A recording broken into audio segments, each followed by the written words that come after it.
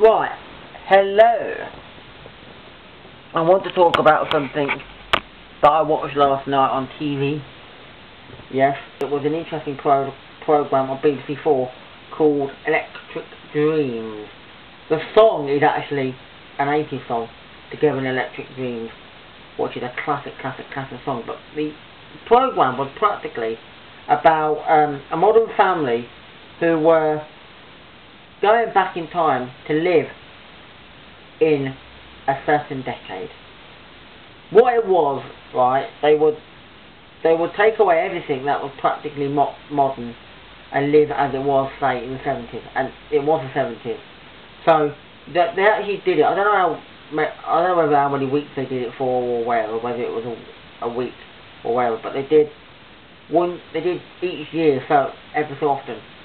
So it'd be like, maybe it would be one day, or they'd live for something like a couple of weeks, you know, probably say 9 weeks, and they were living practically as a whole, you know, or a week, you know. And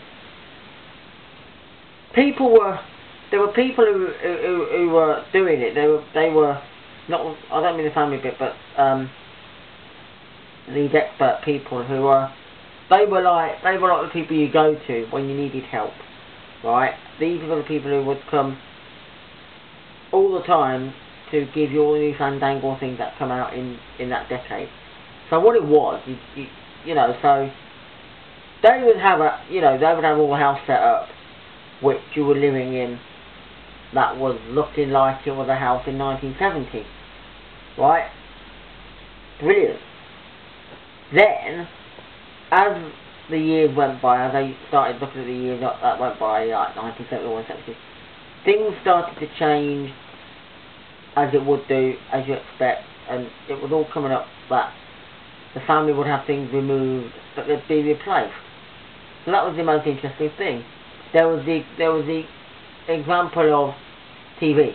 You had a black and white TV when they started, and then it all got changed when colour TVs was more common, and they took away the black and white TV and they replaced it with the colour TV. It's so surreal, it's so absolutely crazy, the show, that they actually practically lived pretty much 100% like it was in the 70s. I mean, they were going so extreme, right? They had this delivery of a chest freezer, which were common in the 70s. Everybody had one. But, my God, when they got told that they had to go to this supermarket and buy food for the freezer, well, they weren't allowed to buy anything that was practically modern. So you couldn't go out and buy microchips or anything else. It had to be freezer stuff that was available in the 70s. And that's how crazy it practically was. They were buying food as you would buy in the 70s and filling it up. It was just, you know, it was showing how the kids would cope by not having all this new fandangled technology. I mean, it was just brilliant, innit? It was one of those interesting programs. And when the first computers come out, that was practically showing the Atari, and they had that typical, it was the tennis game. They did that, and they're gonna be and they even did where this bloke had to go to work. Now he's an accountant.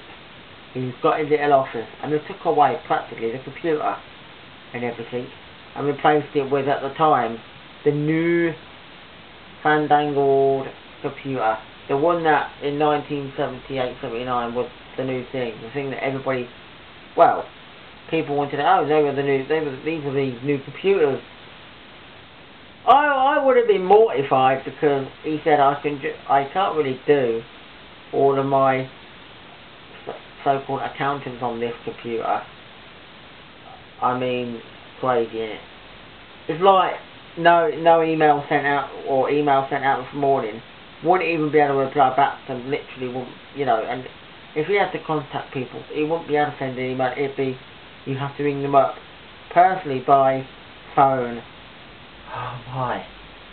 And I swear, the same family, or the people, they're going to be doing it again tonight. Only this time, the 80th. So they're going to be living like it was in the 80th, and it's so, I think it's, you know, even more shocking. They have to wear the clothes. So they're made to look like they were dressing in the 70s. I just think it's an interesting program, but I can't wait for the 80s one, because in the 80s everything come out that was new. Computers were like the best things of the 80s, Commodore 64s and things like that. And the one thing about the 80s is that it gave us lots of new things like mobile phones, big mobile phones, and then it gave us one thing that is still around today, something that really did take off, and that was the CD. But you see, sadly, when the CD first came out, the sound quality wasn't that good, and practically comparing a CD from something like 83, 84, 85 to a CD now would be literally different, because the sound quality got better and better. You see what I mean? That's the most interesting thing about CDs back then. The first CD to ever be released in America, as far as I know of, was Billy Joel. So he's got the very honour of being that very first person, and that. So, but it should be a nice program. If anybody wants to watch it, they have to. I don't know what time it's on, but BBC4 tonight, and it's called Electric Dreams. They even use the theme tune for a classic 80s song called Together in Electric Dreams by Giorgio Moroder and what's its name? Penelope. But anyway, that's all for now, so bye.